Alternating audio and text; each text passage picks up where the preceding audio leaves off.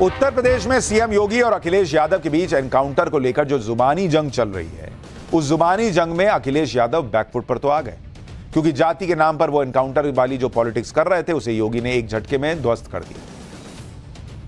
और तब ध्वस्त किया जब सुल्तानपुर डकैती कांड में एक यादव के बाद एक ठाकुर का भी एनकाउंटर हुआ। अब इस राजनीति में अखिलेश यादव को मुंह की खानी पड़ी तो अखिलेश यादव अचानक भेड़िए की बात लेकर आ गए, जिसकी हफ्ते दो हफ्ते से कोई चर्चा भी नहीं हो रही, क्योंकि बहराइच में भेड़ियों की दहशत भले ही अब भी हो, लेकिन हमले उस तरह से नहीं हो रहे हैं जिस तरह से पहले भेड़ियों का खौफ था। लेकिन कभी कभी हमला हो भी जा रहा था। अभी सिर्फ एक भेड़िया ही गिरफ्त से बाहर है, क्योंकि 5 भेड़िए तो पहले ही पकड़े जा चुके थे। अब ये छठा भेड़िया तो पकड़ में आ नहीं रहा, लेकिन सियासत में उसकी एंट्री फिर से होगी। जो अखिलेश यादव कभी एनकाउंटर, कभी माफिया मठाधीश के मुद्दे पर योगी आदित्यनाथ को घेर रहे थे, वो अब भेड़िए की बात करने लगे। अखिलेश यादव ने भेड़िए पर क्या कहा उसके बारे में भी बताऊंगा, लेकिन पहले देखिए अखिलेश यादव किस बहाने से भेड़िए को मुद्दा बना रहे हैं। दरअसल बहराइच में कल छठा आदमखोर भेड़िया, उसकी तस्वीर एक बार फिर ड्रोन कैमरे में रिकॉर्ड हुई। भेड़िया खेतों में चहलकदमी करता हुआ नजर आया।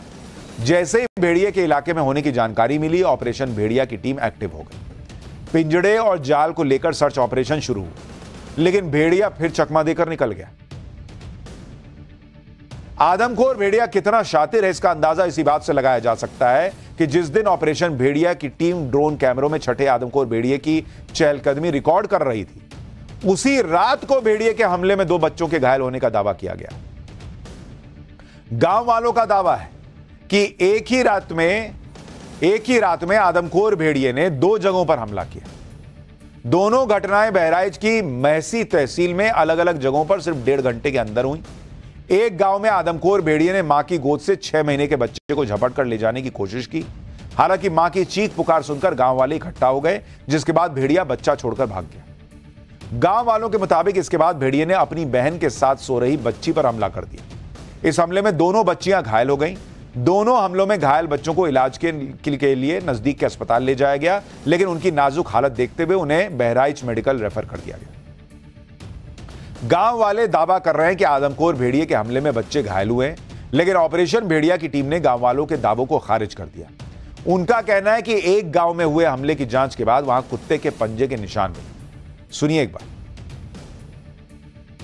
वहां पर हम गए तो हमने गांव वाले बल्कि उनके पिता से भी, बच्चे के पिताजी से पूछा कि आपने क्या देखा था, तो उन्होंने मौके पर हमको बताया कि जानवर हमने नहीं देखा।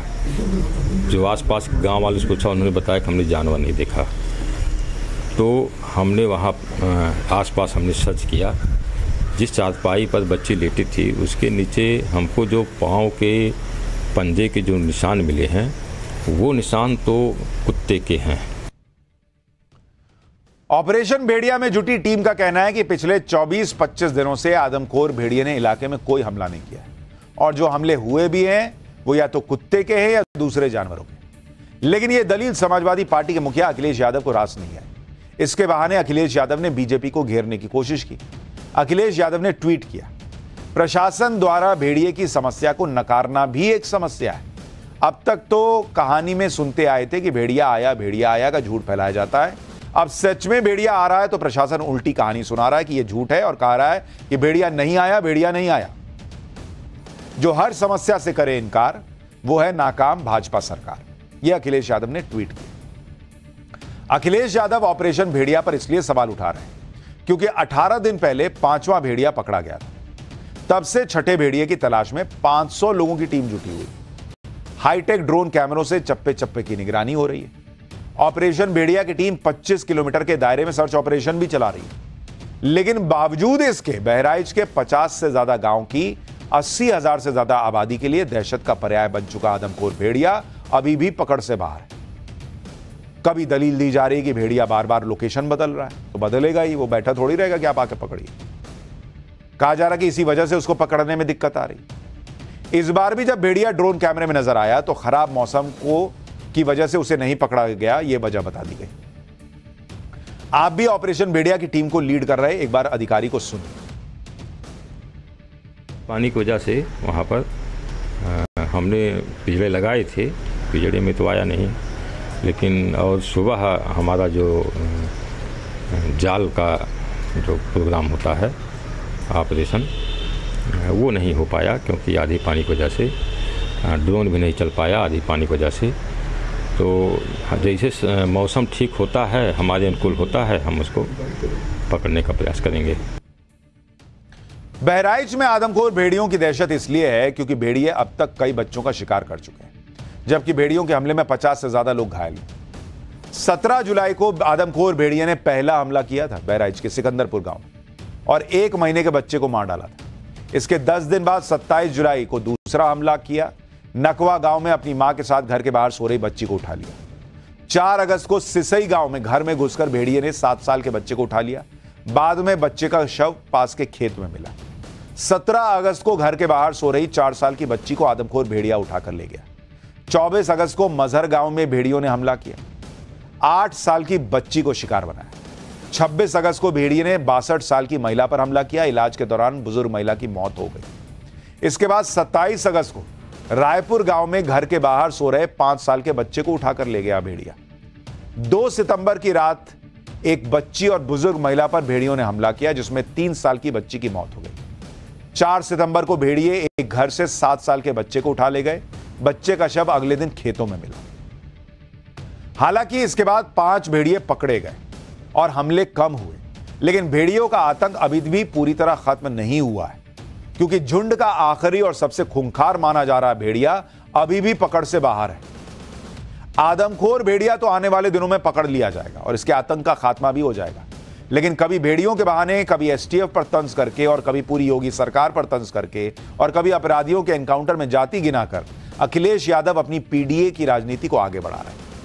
योगी आदित्यनाथ को घेरने के लिए सनातन पर जिस तरह खुलकर बयानबाजी कर रहे हैं, वो दांव उल्टा भी पड़ सकता है, क्योंकि पहले अखिलेश यादव ने कह दिया था कि मठाधीश और माफिया में ज्यादा अंतर नहीं है। फिर अखिलेश यादव ने कहा जो क्रोध करता है वो योगी नहीं हो सकता। यही नहीं, बात बढ़ी तो अखिलेश यादव ने यह भी कह दिया कि साधु वेश में घूमते जग में धूर्त अनंत। और जब अब अखिलेश की पार्टी के सांसद और माफिया मुख्तार अंसारी के भाई अफजाल अंसारी भी उन्हीं के मिशन को आगे बढ़ाते दिख रहे हैं। अफजाल अंसारी ने कह दिया कि गांजे को वैध कर देना चाहिए, क्योंकि बड़े बड़े धार्मिक आयोजनों में लोग गांजे का सेवन करते हैं। यही नहीं, अफजाल अंसारी ने गांजे के बहाने यूपी में होने वाले कुंभ मेले को भी टारगेट किया। सुनिए अफजाल अंसारी को। गांजा को हम कहते हैं कि आप कानून का दर्जा देके इसे वैध कर दो, लेकिन कानून का इतना बड़ा माखौल क्यों लाते हो? लाखों करोड़ों की संख्या में गांजा पीने वाले लोग खुलेआम गांजा पीते हैं, पूरी महफिल लगा के गांजा पीते हैं, बड़े बड़े धार्मिक आयोजनों में लोग गांजा पीते हैं, उसे भगवान का प्रसाद और बूटी कह करके पीते हैं। तो भगवान का प्रसाद और बूटी है तो अवैध क्यों है भाई? हम कह रहे हैं, लुका के क्यों पी रहे हैं? ये देश प्रदेश की राजधानी में भकाभक एक बित्ता लवर निकल जा रही है। गाजीपुर जिले में भी वही हो रहा है। कौनो मठ में चलो ना, हमारा संग हम दिखाते। अभी कुंभ लगने जा रहा है ना, एकाध मालगाड़ी भी अगर चली जाएगी गांजा की तो खत्म हो जाएगी। लेकिन जो अखिलेश यादव भेड़ियों पर राजनीति कर रहे हैं, अफजाल अंसारी के इस बयान पर चुप हैं। इसके बाद सवाल उठ रहे हैं कि अफजाल अंसारी ने जो कहा वो कहीं समाजवादी पार्टी की लाइन तो नहीं है, क्योंकि इससे पहले खुद अखिलेश यादव भी कई बार इसी तरह की बातों से राजनीति करते रहे। यूपी में 2022 के विधानसभा चुनाव के दौरान अखिलेश यादव ने क्या बयान दिया था, सुनिए एक बार। अरे क्या नारा निकाल के लाए हो, लहर बड़ी करारी है, चिलम पर साइकिल भारी है। ये कौन चिलम पी रहा है? हमारे पड़ोसी के धुआं निकलता है, कहीं वही तो नहीं है? ये नारा तो बड़ा अच्छा निकाला है। मैं पढ़ रहा हूं यहां से, लहर बड़ी करारी है, चिलम पर साइकिल भारी।